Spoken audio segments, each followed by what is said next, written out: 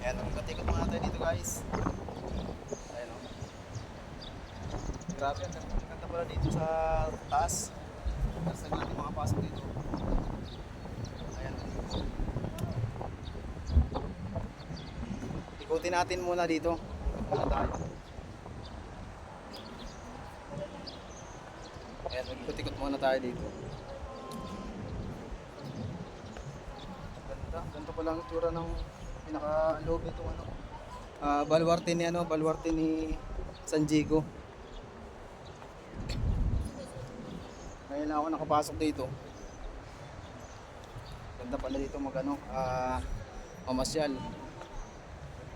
So ayun yung kasama natin si Sir Kaloy sa kabila. Ayun, nandun siya.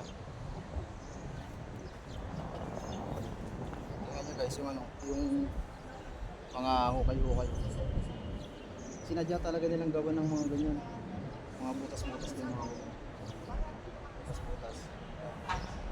Para taguan daw nung panahon ng war shock. Sabi kanina ni Sir Kaloy sa akin.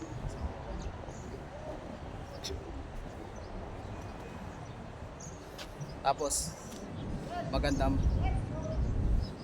maganda ang view dito natin sa likod ayan oh. Yung itong building na yan na yung Manila Hotel. Manila Hotel na yan. Kita-kita pala dito yan. Tapos yung Kalaw. Ayan, yan lugar na yan. Sa Kalaw yan. Ayan. So, bali lalabas na rin naman kami. Kasi tumawag na yung kasama namin. Tapos uwi na kami ng Cavite ulit. So, nasulit naman natin yung pag-ride natin ngayon. Bali hindi na kami sumama sa mga bikers na kasama natin kanina kasi pumunta sila ng Tondo. Sabi ni Sir Kaloy, hindi na kami sasama doon. So kaya dito na lang kami nag-ikot sa